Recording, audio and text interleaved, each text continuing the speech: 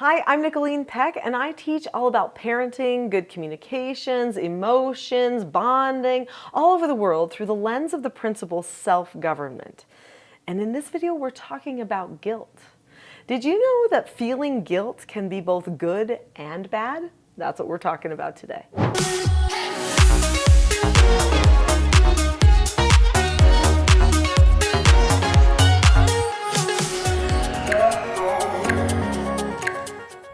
Feeling guilt is good and bad. What? How can that be true? How can one feeling be both good and bad? Well, that's what we're talking about here today. First, we're going to be talking about how feeling guilt can be a good thing, and then we're going to talk about how it can be a bad thing and what to do if a person is trapped in that negative processing of guilt. A little bit of guilt goes a long way in teaching a person. In fact, guilt can be very motivating. I want you to think about maybe a time where you had a goal. I know for me, a lot of people have seen me transform on this channel. I used to be 100 pounds heavier than I am today. Just 2 years ago, I was 100 pounds heavier than now. And so that means I had to do a lot of self-government in order to get myself back to my regular size. So I would calculate what I'm going to eat every day, right? Now there were some times when maybe I didn't have that perfect day at eating. And maybe I ate a little bit too much sugar or something like that. And then I would feel a little guilt. Why did I feel guilt about eating that sugar or that extra piece of chocolate? Because I love chocolate. I eat it every day. So why would I feel guilt? Well, because I had a goal and suddenly I was recognizing that I actually was not being honest with myself with my own goal. I was cheating myself.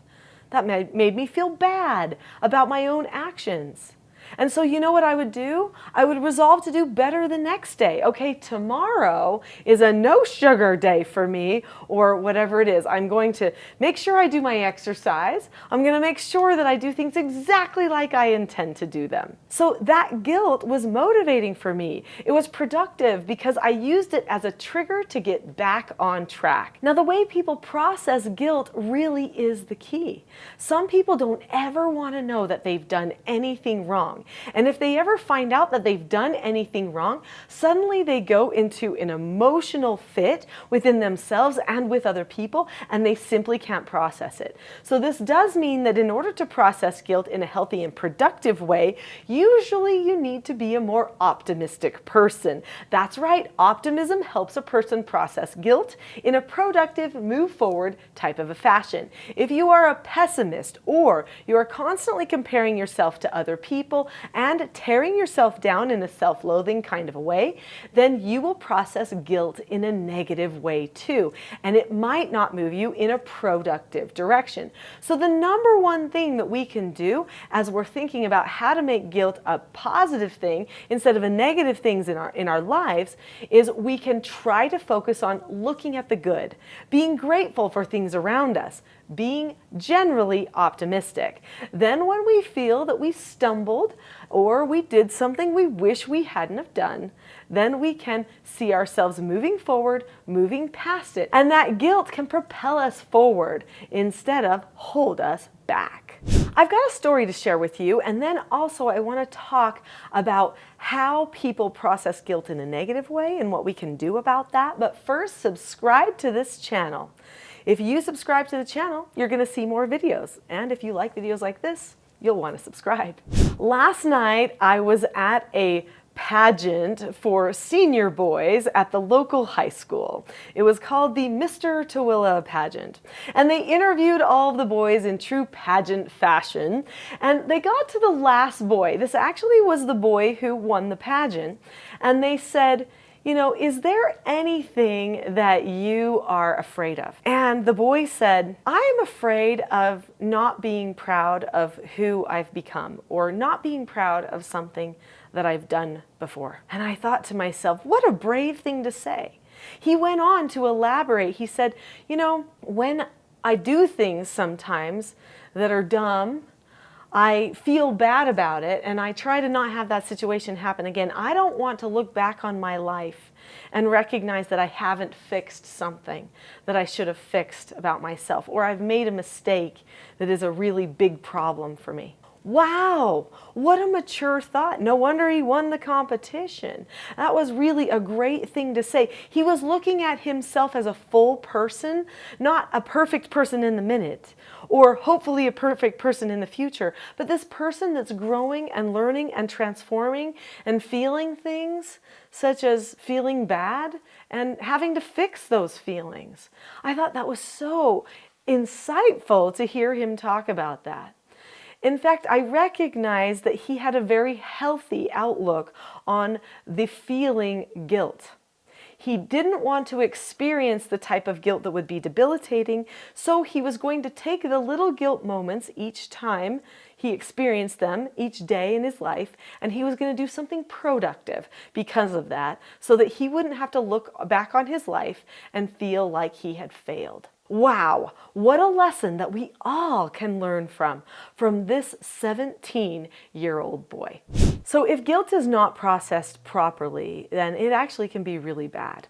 If a person overloads themselves with guilt, or maybe they overprocess on the same feeling of guilt too many times, then suddenly they can experience despair, hopelessness. They can feel like they're worthless. They can start attacking themselves and even get to a place of depression. This depression would be a result of over-focusing on guilt as a negative thing in their life. And I want to just pinpoint that last thing I said, as a negative thing in their life. So remember, early on in this video, I talked about the difference between the optimistic processing of guilt and the pessimistic or negative processing of guilt. If a person over-focuses on guilt in a negative way, then they will experience depression, most likely. So what can we do about it then? Well, we need to teach people about guilt. What's the purpose of guilt? It's to move us forward, not hold us back. So if a person experiences guilt, let's teach them how to process it going forward. There is not going to be one person who escapes doing something foolish and feeling guilty or like they made the wrong choice. That's part of the human experience. We all get the opportunity to feel guilty. This is what leads to that spiritual term that you learn at church called repentance. When a person feels guilt, they can now repent and move forward because they felt remorse or they felt bad for something that they did. So teach them about guilt. Teach them how to process that guilt. Teach your child or the person you're trying to help how to open up. Talk with you openly about what they're feeling instead of closing off. When a person closes off with their feeling of guilt, then they start to experience more feelings of worthlessness. They will cater to lies within their hearts and in their minds, and this will lead them to go down a very dark spiral. This is what leads to something that is called shame. When a person communicates honestly with you about what they happen to be feeling or experiencing, this is liberating. Honesty sets a person free. That's why having a conversation about the feelings of guilt are so important. So many adults leave children alone to process their feelings of guilt. And then they wonder why the child gets so down, so pessimistic, so negative, or starts to do self-loathing or even self-harm. Well, we shouldn't be wondering that. If we are not having good open conversations, that is our first stop. We must get there. Now, I know that there are people wondering, how do I get my child to open up to me? That is a different video. Go find that video on my channel because we've definitely talked about that before. Right now, I'm just saying get to that place where you're having those conversations. Welcome the conversations about the feeling so that you can have good, productive conversation about it. As part of this conversation, you'll probably want to develop a plan for how the person can handle their feelings of guilt. So you might start talking about, what thought do you keep thinking when you're feeling bad about yourself or you're feeling guilty? When your child experiences that thought that leads them to experience more guilt or maybe even to be hard on themselves, you can teach them to make a statement and then form a new question. What else might be true? Might be the question that they form. The statement would be something like, right now, I am catering to my feelings of guilt, and I am actually not communicating fully honestly with myself. So what else is true in this circumstance? Well, one truth is I can always move forward from here. That's one truth I can always tell myself.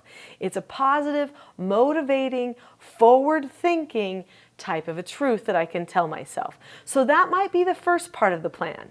First, we recognize I'm having this feeling, I'm having this thought. Now, state a truth.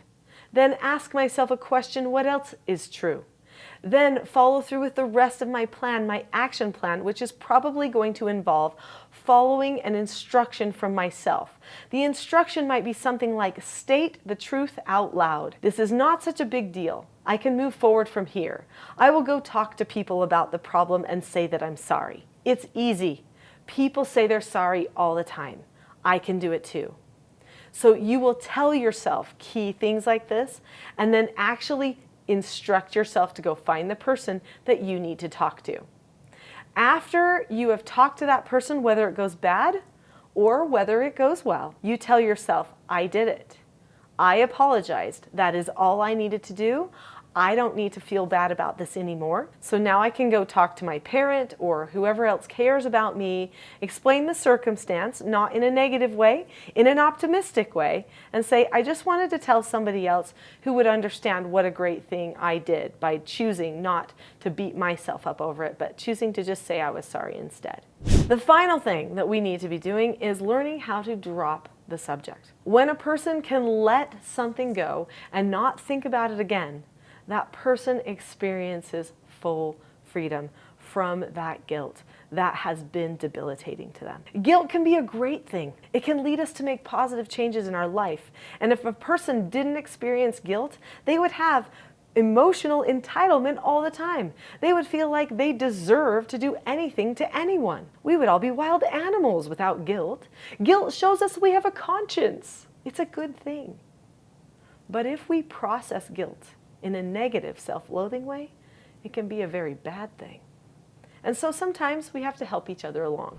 If you've enjoyed this video about guilt, I know you'll love my next video, which is dedicated to learning the basics of self-government, which includes a lot more skills. That video is called The Not-So-Known Secret to Parenting Success. Click on the link to that video now. I'll see you there.